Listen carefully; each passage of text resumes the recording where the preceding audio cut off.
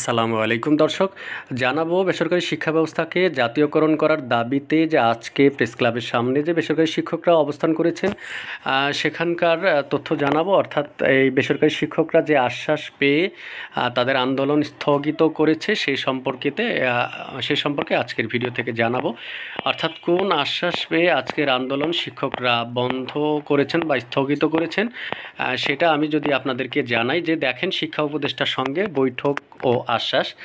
সমাবেশে চলাকালে দুপুরে 12 সদস্যের শিক্ষক প্রতিনিধি দল শিক্ষা উপদেষ্টা ডক্টর সি.আর. আবরারের সঙ্গে সচিবালয়ে গিয়ে বৈঠক করেন। বৈঠকে বাড়ি ভাড়া, চিকিৎসা ভাতা, উৎসব ভাতা ও শ্রান্তি বিনোদন ভাতা বৃদ্ধির প্রস্তাব নিয়ে আলোচনা হয়। এই সময় সর্বজনীন বদলির জন্য 9 সদস্যের কমিটি গঠন করে শিক্ষা মন্ত্রণালয়। দুপুর 1:30টার একটু আগে শুরু হওয়া এই সভা শেষ হয় 2:45টার দিকে। সভা সূত্র জানায়, সার্বজনীন বদলি কমিটির সভাপতি করা হয়েছে মাধ্যমিক উচ্চশিক্ষা বিভাগের উপসচিব মোহাম্মদ মিজানুর রহমানকে, যেখানে সদস্য সচিব করা হয়েছে মাধ্যমিক উচ্চশিক্ষা বিভাগের উপসচিব সাইয়েদ এ জেড মোর্শেদ আলী। এছাড়া সভায় মাধ্যমিক উচ্চশিক্ষা, কারিগরি ও মাদ্রাসা শিক্ষা বিভাগ থেকে সদস্য রাখা হয়েছে। দেখেন যে সভা সূত্রে আরও জানা গেছে যে মন্ত্রী সংশ্লিষ্ট সবার সঙ্গে অনুষ্ঠিত বৈঠক সার্বজনীন বদলির বিষয়ে আলোচনা হয়েছে।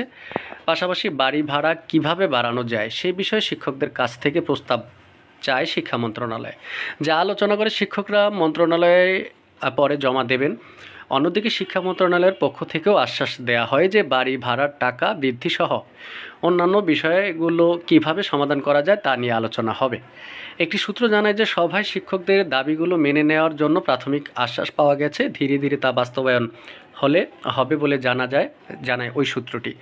এদিকে কিন্তু এর আগেও অনেক আন্দোলন করেছে বেসরকারি শিক্ষকরা, কিন্তু তারাও এরকম আশ্বাস পেয়ে তারা চলে গেছেন। কিন্তু আজকেও যে আশ্বাস পেয়ে তারা আন্দোলন স্থগিত করেছে। তবে দাবি আদায়ের নতুন কর্মসূচিতে কি বলছে দেখেন, সরকার দাবি না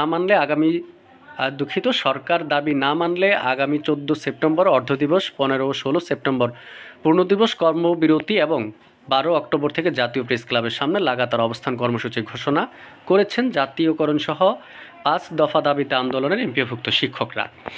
আজ বিকেলে জাতীয় প্রেস ক্লাবের সামনে এমপিওভুক্ত শিক্ষক জাতীয়করণ প্রত্যাশী জোটের সদস্য সচিব অধ্যক্ষ দেলোয়ার হোসেন আজিজি এ কর্মসূচির কথা বলেন।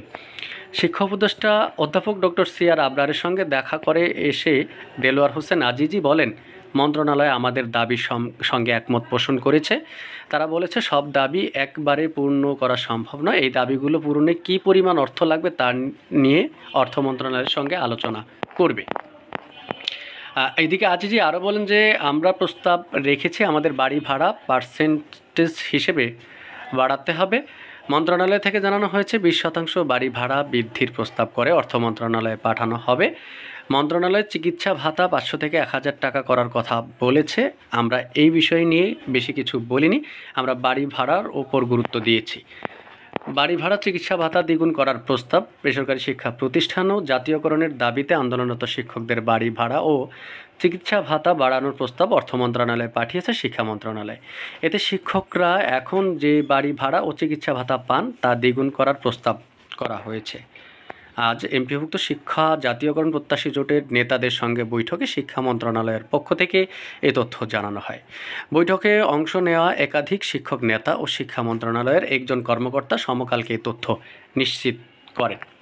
তবে এমপিওভুক্ত শিক্ষকরা সরকারি চাকরিজীবীদের নিয়মে মূল বেতনের নির্দিষ্ট শতাংশ অনুযায়ী বাড়ি ভাড়া দেওয়ার দাবি জানিয়ে আসছেন। ফলে শিক্ষা মন্ত্রণালয়ের এই প্রস্তাব তারা খুশি নন। অর্থাৎ শিক্ষা মন্ত্রণালয় এই প্রস্তাবে তারা খুশি নন। তবে জানতে চাইলে এমপিওভুক্ত শিক্ষা জাতীয়করণ জোটের সদস্য সচিব অধ্যক্ষ দেলোয়ার হোসেন আজিজি সমকালকে যেটা বলেন যে আমরা সরকারি চাকরিজীবীদের নিয়মে বাড়ি ভাড়া ভাতা চেয়েছি। তিনি আরও বলেন, আমরা শিক্ষা উপদেষ্টার সঙ্গে আজকে কথা বলে আশ্বস্ত হয়েছি, তবে শুধু আশ্বস্ত হয়েই বসে থাকতে রাজি নই। সেজন্য আমরা আলটিমেটাম দিয়েছি আপাতত 20% বাড়ি ভাড়া বাড়ানো হলে শীঘ্রই সরকারি চাকরিজীবীরা যে হারে বাড়ি ভাড়া পান একইভাবে আমাদেরও দিতে হবে। এ দাবি আদায় করেই শিক্ষকরা ঘরে ফিরবে। তো এই ছিল আজকের আন্দোলনের যে সর্বশেষ তথ্য। তো আরও তথ্য জানতে আপনারা আমার সাথে থাকুন, আমি আপনাদেরকে জানাবো।